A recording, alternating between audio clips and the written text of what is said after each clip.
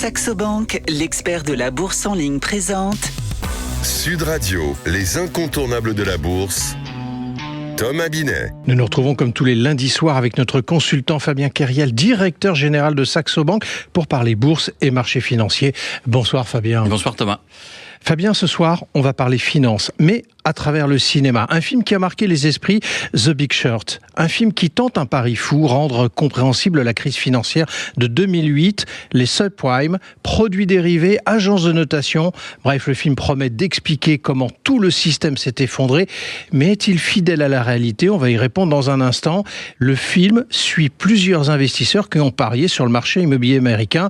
Est-ce basé sur des faits réels, Fabien? Tout à fait. Les personnages sont réels et notamment le docteur, comme on l'appelle dans le film, le docteur Michael Burry, qui est le gestionnaire de fonds, qui est le premier d'ailleurs 3 ans avant la faillite de Lehman et la chute du marché à avoir senti la faiblesse et les problèmes du marché immobilier américain qui est au cœur de cette crise de 2008. Pour la situation, donc on est au milieu des années 2000, le marché immobilier américain explose, les banques prêtent massivement aux particuliers et on a 2 types de crédits aux États-Unis, le crédit immobilier classique comme on le connaît chez nous en France et le crédit dit subprime, donc sous la prime habituelle, des crédits de mauvaise qualité où paradoxalement, on demandait aux particuliers de ne pas justifier ce qu'ils déclaraient dans leurs revenus, dans leur demande de prêt, mais c'était uniquement déclaratif. Donc on se basait sur ce qu'ils disaient sans vérifier. Donc les banques prêtaient massivement à des gens qui n'avaient pas toujours les revenus. Et ces banques qui faisaient du crédit immobilier, ensuite prenaient tous ces dossiers, les mettaient dans des boîtes et les revendaient à des banques d'investissement. Donc récupéraient de l'argent frais qu'ils pouvaient prêter de nouveau. Et donc on se basait sur le fait que le marché immobilier se portait très bien et ça allait continuer. Oui, mais alors on dit bien quand même communément que les arbres ne vont pas jusqu'au ciel, et pour autant, tout le monde a pensé que ça allait continuer à monter.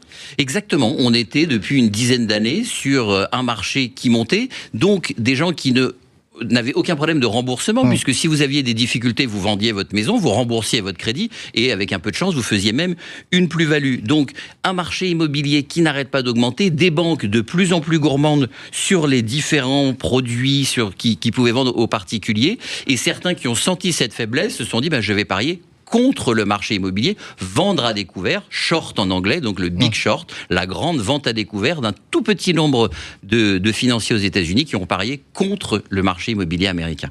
Et le film explique ça avec Margot Robbie dans une baignoire quand même. Exactement, et ça c'est un peu le côté grand public du film, c'est que de temps en temps le film s'arrête, c'est comme si en tant que spectateur on mettait pause et on a une personne, alors la première c'est effectivement Margot Robbie dans un bain avec une coupe de champagne, qui vulgarise et qui explique ce que c'est qu'un subprime, ce que c'est qu'un crédit, et qui, tout au long du film, va venir nous renseigner, nous expliquer, déchiffrer un peu cet environnement-là. Mais ça ne s'arrête pas là, parce qu'en fait, ils gagnent beaucoup d'argent.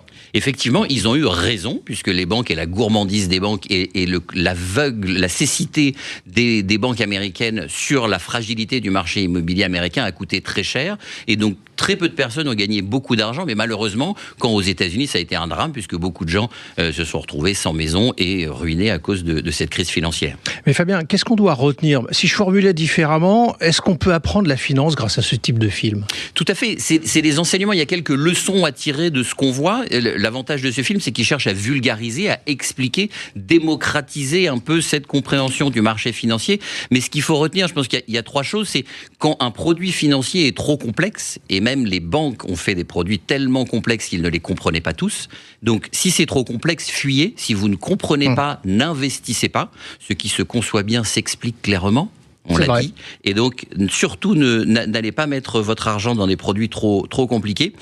Les crédits américains, donc au départ des particuliers, on les a revendus à des banques d'investissement, on les a envoyés à droite à gauche, mais le risque ne disparaît pas, même si on le découpe. Donc, si le produit est risqué, on a beau vous dire 50 000 choses, il sera toujours là. Donc, ne jamais sous-estimer le risque.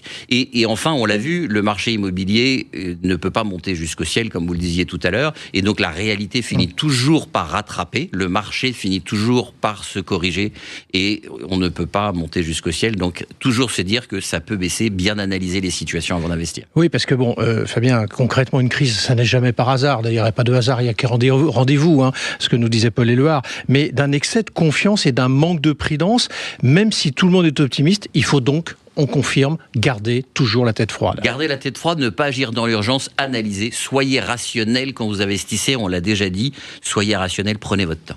Merci à vous Fabien et on vous retrouve lundi prochain pour un autre numéro d'Oser investir, les incontournables de la bourse. Et pour ce qui me concerne, rendez-vous dimanche à 9h25 dans la matinale week-end. Sud Radio, les incontournables de la bourse. Thomas Binet. Avec Saxo Bank, l'expert de la bourse en ligne.